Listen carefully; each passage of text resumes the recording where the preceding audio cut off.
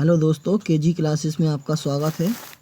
आज हम आपको ode intimations of immortality from recollections of early childhood by William Wordsworth की ये पोएम है। इसका सेंट्रल आइडिया पढ़ते हैं। The poem is based on the doctrine of रिमिniscence. Childhood is idealized in that during that period everything in nature seemed to the poet apparelled in celestial light. It is so because the child remembers his prenatal existence. This remembrance lends a divine light to all objects of nature. But as the child grew up, the glory and freshness of a dream gradually vanish away. The heavenly memories get demands and ultimately fade away from the mind. The grown-up man begins to feel that there hath passed away a glory from the earth.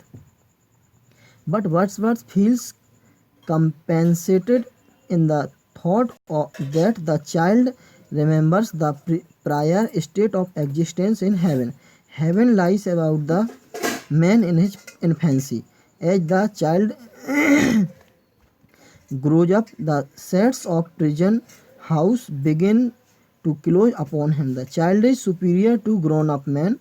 Wordsworth calls the child a prophet, a seer, and a philosopher. However, just as the child has occasions of intimations of immortality based upon his recollection of heavenly life, in the same way, the grown-up man experiences these intimations by his recollections of childhood. The grown-up man does not need to grieve on account of the loss of former glory of childhood. Rather, he should find strength in what remains behind. Maturity has its own compensations. Out of human suffering spring soothing thoughts. Maturity brings faith in a life after death. Therefore, the poet can still find pleasure in nature, though he does not now experiences a dream-like charm of nature as he used to do in his childhood. But now his sympathies are widened, and now even the meanest flower arouses in him thoughts that are too deep for tears. Summary of the poems. Stanza first. Explanation.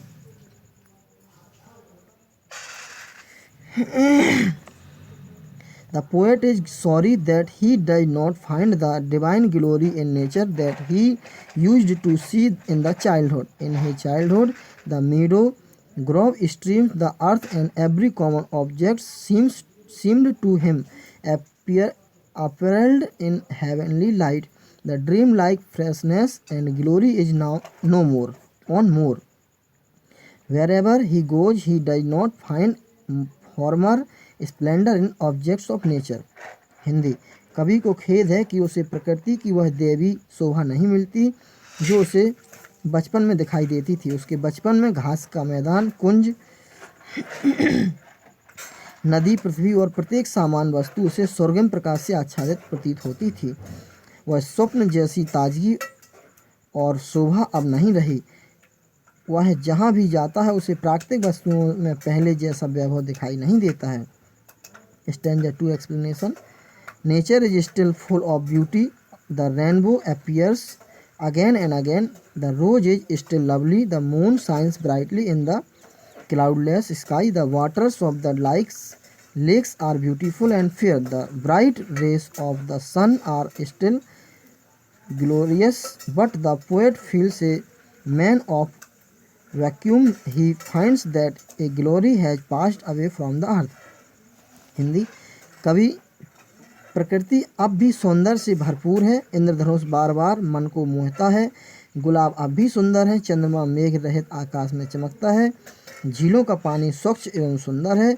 सूर्य की चमकीली किरणें अब भी तेजस्वी हैं. किंतु कवि एक प्रकार की शून्यता अनुभव करता है. वह देखता है कि पृथ्वी से शोभा विलुप्त हो गई है. Stanza third explanation. The poet is filled with a thought of grief.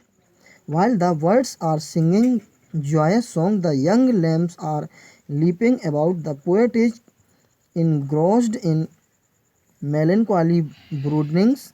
What he feels recovered when he notices joyous nature. He does not like to spoil the mirthful season with his grief. He hears the echoes through the mountains. The pleasant winds are blowing, and the whole earth is full of gaiety. The spirit of the spring season is seen everywhere. Wild animals are seen indulging in mirthful sports. The poet addresses the shepherd boy and asks him to shout around so that he may enjoy his joyful mood. Hindi. कवि शोक के विचार से भर गया है जबकि पक्षी खुशी के गीत गा रहे हैं. नन्हे मेमने इधर उधर उछल कूद कर रहे हैं. कवि उदासी के विचारों में निमग्न है, किंतु जब वह प्रफुल्लित प्रकृति को देखता है तब उसे राहत मिलती है. वह उल्लासपूर्ण ऋतु को अपने शोक के द्वारा बिगाड़ना नहीं चाहता. वह पर्वतों में होकर आती हुई प्रतिध्वनि सुनता है. सुहावनी हवा चल रही है और संपूर्ण पृथ्वी प्रसन्नता से परिपूर्ण है.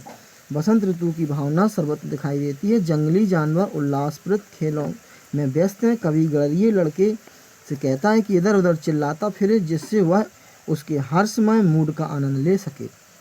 Stanza fourth explanation.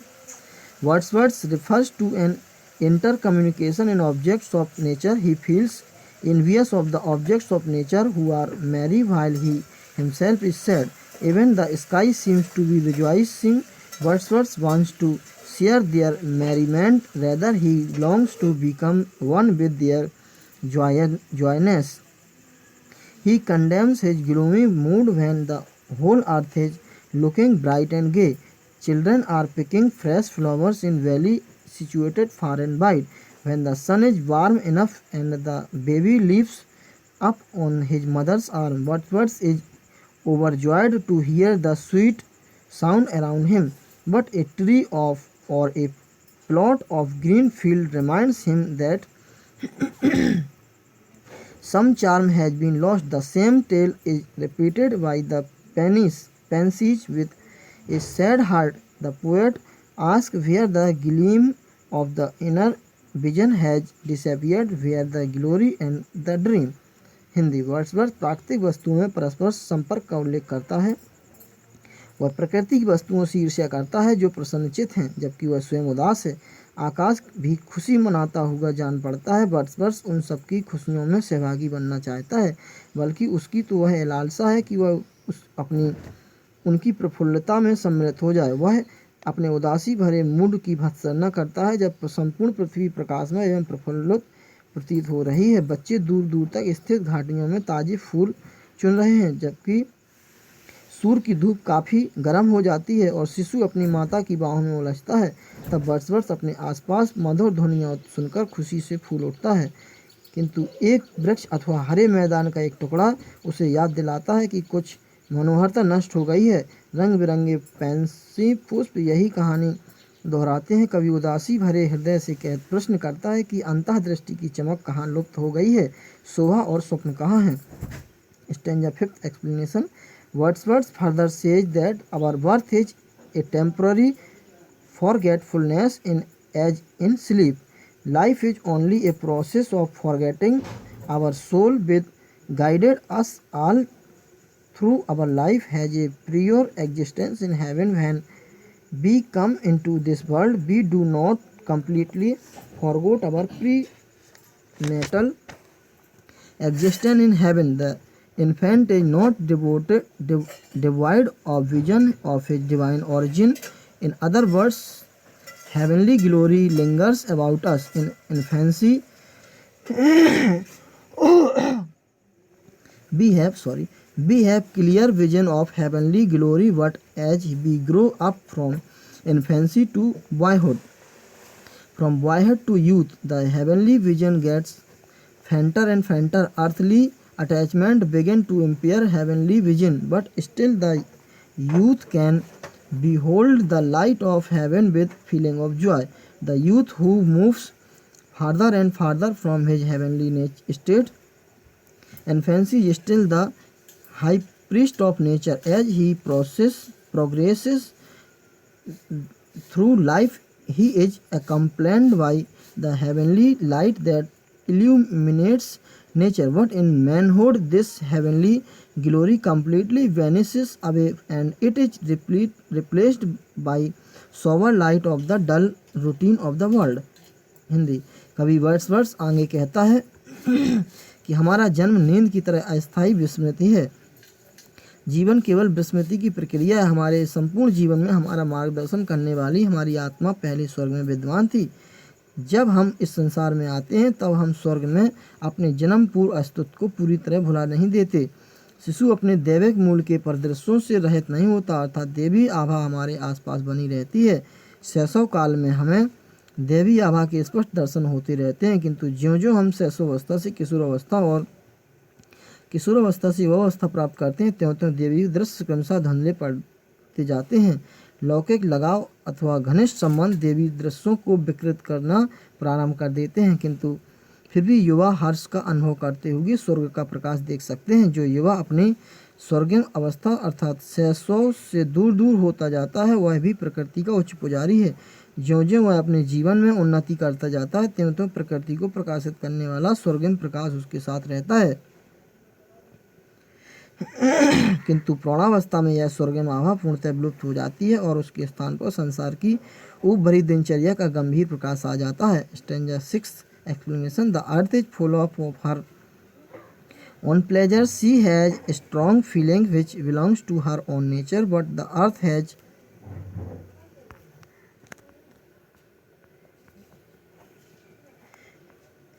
kind of maternal affection for the child. She makes the child fall in love with earthly things, and this aim is not a bad one. The simple nurse that the earth is does the best that she can for the child, so that he may forget the former glories of heaven.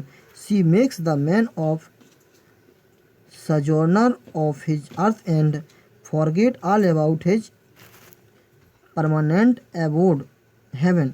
Hindi. पृथ्वी अपनी ही प्रसन्नताओं से परिपूर्ण है, उसमें बलशाली भावनाएं होती हैं जो उसकी अपनी प्रकृति की हैं, किंतु पृथ्वी में अपने बच्चे के प्रति एक प्रकार का माता का प्यार होता है। वह बच्चे को अलौकिक वस्तुओं से प्रेम कराती है और यह उद्देश्य बुरा नहीं है।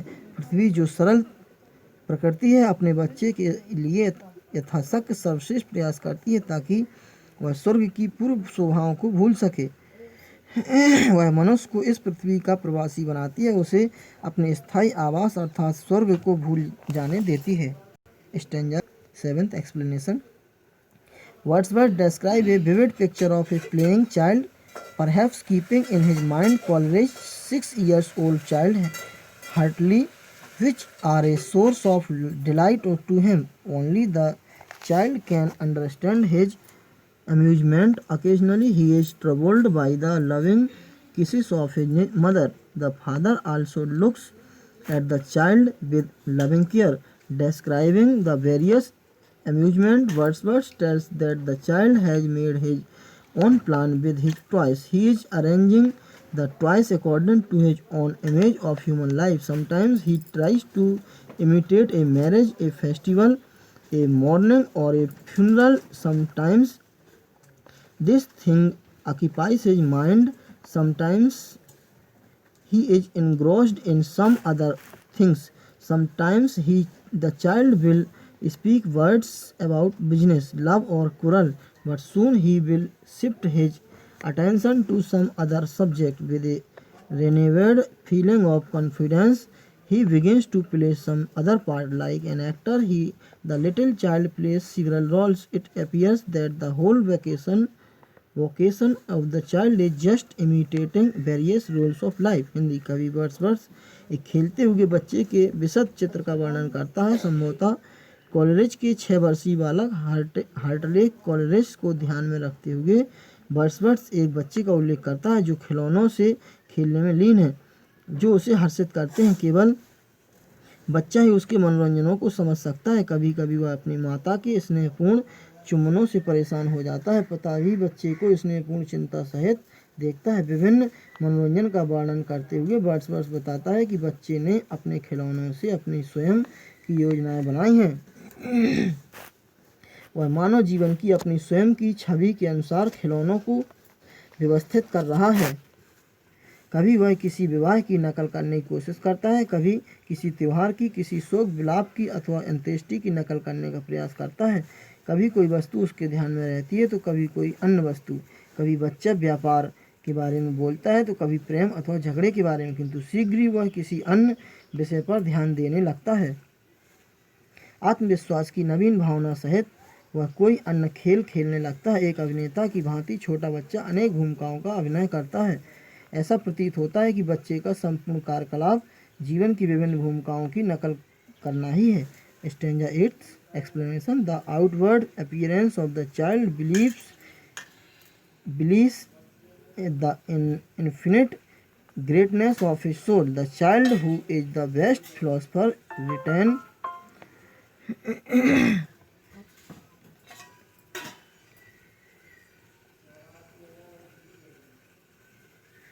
the divine glory, he can see the celestial light and is unmindful of the worldly calls.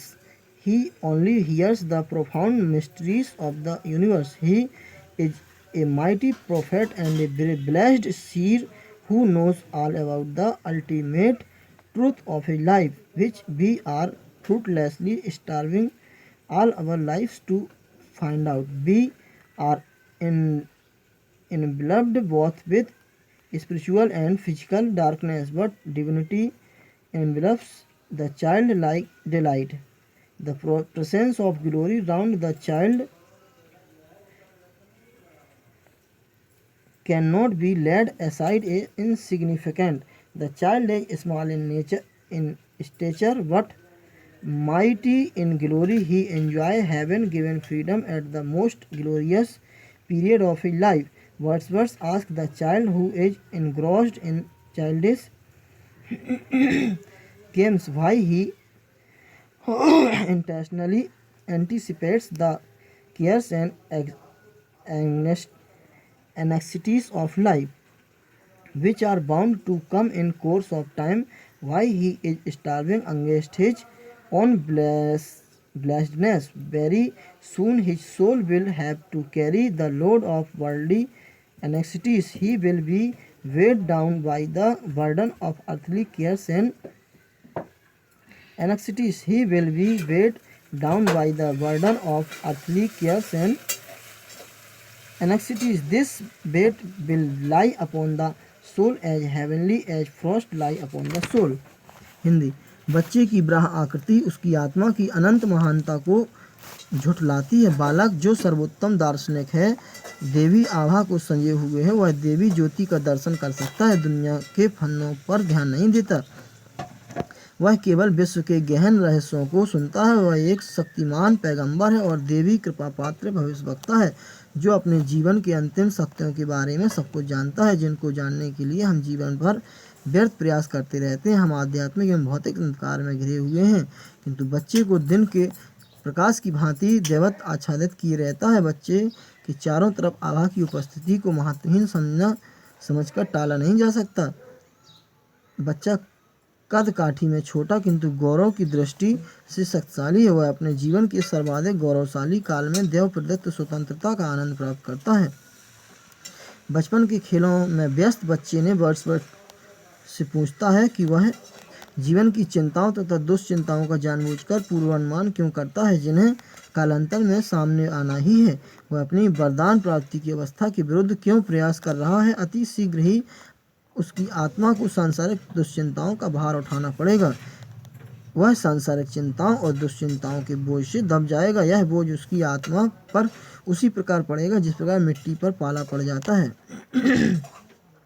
Stanza 9th explanation. How joyful it is to think that even in our grown-up age we do have him memories of childhood days. There is still something of divinity and continues to live with us in our matter years. Our human nature has recollection of the short-lived heavenly memories. The thoughts of the past years produce feeling of constant gratefulness to God. But Wordsworth make it clear that this gratefulness to God is not for the blessing enjoyed in childhood, such as delight and liberty, nor is it for the new budding hops. But the poet sings these hymns for the sake of those persistent misgiving about objects perceived by our sense and vague doubts about the reality of the natural world. These vague doubts are cherished by the person who moves in a mysterious world which he actually does not understand. He is grateful for the high instincts before which he wager human nature is dismayed. The poet is grateful for the emotions of childhood, those faint reminiscences of immortality which, whatever they be, are the guiding light of human life. They are the mainspring of all our intellectual perception.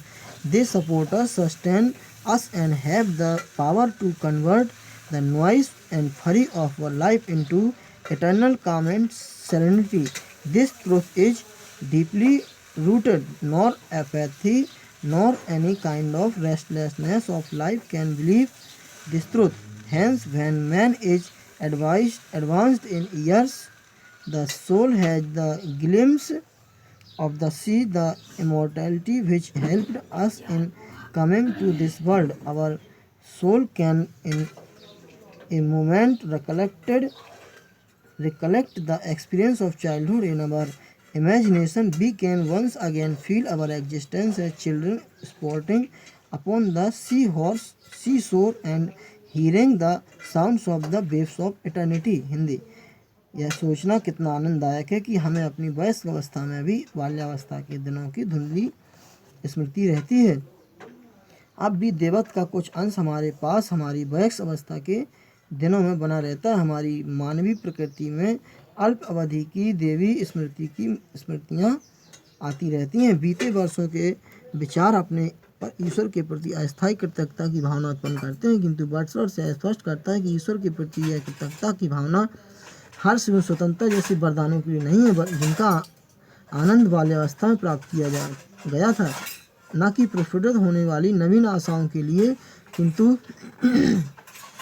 कभी तो यह गीत हमारे ज्ञानेंद्रियों द्वारा अनुभव किए गए पदार्थों के बारे में निरंतर होने वाली भ्रांतियों और स्वाभाविक संसार की वास्तविकता के बारे में स्पष्ट संदेहों के लिए गाता है। वे स्पष्ट संदेश उस व्यक्ति को होते हैं जो एक रहस्यमयी विश्व में विचरण करता है, जिसे वास्तव में वह समझता नहीं है। वह उच्च नैसर्गिक प्रवृत्ति के लिए कृतज्ञ, जिसके समक्ष निम्नतर मानव प्रकृति आश्चर्यचकित होती है। कभी बाल्यावस्था के आवेगों के लिए कृतज्ञ, अमृत की उन धुंधली स्मृतियों के लिए जो चाहे कुछ भी हो, मानव जीवन के मार्गदर्शन प्रकाश में भी हमारे समस्त बौद्धिक प्रत्यक्ष ज्ञान के मुख्य स्रोत हैं, हमें सहारा देते हैं, हमें जीवित रखते हैं और हम उनमें हमारे जीवन के शोर तथा क्रोध को शाश्वत शांति एवं शुद्धता में परिवर्तित करने की शक्ति है।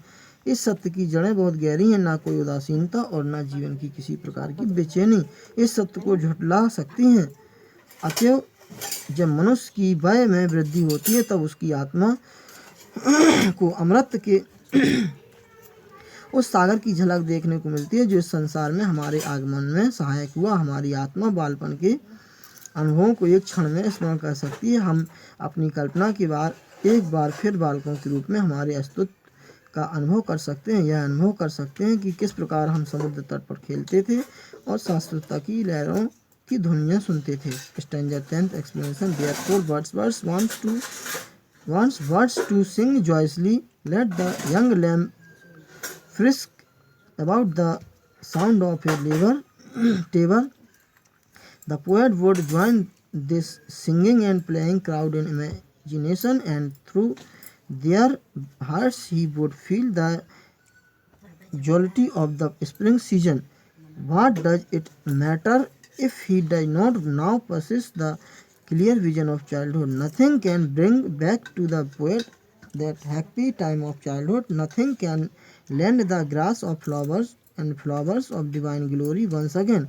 The poet does not feel sorry for these things. He rather wishes to find strength in what has remained behind, in the earthly sympathy for nature, which having existed once during childhood must remain forever in memory. He also wishes to have faith in soothing thoughts that arise out of human suffering. He would seek strength in the faith that life is immortal, and finally in the maturer years that make our mind philosophical. Hindi. अतः Wordsworth क्या चाहता है कि पक्षी प्रसन्नतापूर्वक गाएं, उन्हें मेमने ढापली की ध्वनि के संग इधर उधर उछले कूदें। कभी अपनी कल्पना में इस गायन की में किला में सम्मिलित होगा और उनके हृदयों के माध्यम से वह बसंत ऋतु के उल्लास का अनुभव करेगा। यदि अब उसमें बालपन की स्पष्ट दृष्टि नहीं है तो उससे क्या अंतर पड़ता है। कभी के लिए बालपन के सुखद समय को भी कुछ वापस नहीं ला सकता। घास और फूलों को कुछ भी देवी आभा पुनः प्रदान नहीं कर सकता। कभी को इन बातों के लिए खेद नहीं, अपितु उसकी कामना है कि जो कुछ भी बचा रहा उसमें प्रकृति के प्रति पूर्ण सहानुभूति में शक्ति की खोज करे और एक बार बालपन में विद्यमान रहती हुई सदैव स्मृति में विद्यमान रहनी चाहिए। उसकी यह भी इच्छा है कि सांत्वना प्रदान करने वाले विचारों में आस्था रखें जो मानव के दुखों से उत्पन्न होते हैं। वह इस अवस्था में शक्ति की खोज करेगा कि जीवन अगर अमर है और अंततः अधिक पूर्ण आयु में है तो हमारे मन को दार्शनिक बना देती है। Last stanza 11th explanation. Addressing the fountains, meadows, hill and groves, Wordsworth assures that his love of nature will never cease to exist in his heart of hearts. He owned the influence of nature he has only given up. One delighted to live under the customary influence of nature. He still loves the books even more than he did in his childhood. The innocent brightness of the dawn is still lovely, but now his love for nature has turned more philosophic. The clouds that gather round the setting sun fill him with sober ideas. The poet feels thankful to the human heart which makes life worth living. Human heart is capable of feeling sympathy, joy and fear. The poet is now so full of these feelings that even the most ordinary flower fills him with thoughts which are too deep even for the tear to express them. Hindi. अब 12 चरागाहों, पहाड़ियों और कुंजों को संबोधित करते हुए Wordsworth आश्वासन देता है कि उसका प्रकृति प्रेम कभी भी लुप्त नहीं होगा। वह हार्दिक रूप से प्रकृति के प्रभाव को स्वीकार करता है। प्रकृति के प्रथाजन्य प्रभाव के अधीन रहने के लिए उसने केवल एक आनंद का त्याग किया है। उसे अपने बालपन में नाले जितने प्यारे थे उससे भी अधिक अभी तक प्यारे हैं। उषा की निर्दोष चमक उसे अभी सुंदर लगती है, किंतु अब उसका प्रकृति प्रेम अधिक दार्शनिक हो गया है। अस्त होते हुए सूर्य के चारों ओर एकत्र होने वाले मेघ अब भी उसमें गंभीर विचारों से भर देते हैं। कभी मानव हृदय के प्रति आभार का अनुरोध करता है कि जीवन को जीने योग्य बनाता है। मानव हृदय सहानुभूति, हर्ष एवं भय का अनुभव करने में समर्थ है। कभी अब इन भावों से इतना भर गया है कि सबसे साधारण फूल भी उसमें ऐसे गहन एवं विशद विचार भर देता है जिन्हें व्यक्त करने में आंसू भी समर्थन नहीं देते हैं। थैंक्स। आप लोग अच्छे से इसको समझ कर पढ़िएगा। मैंने इसको थोड़ा जल्दी में किया है, आप लोग अच्छे से रिलैक्स होकर पढ़िएगा। Best of luck.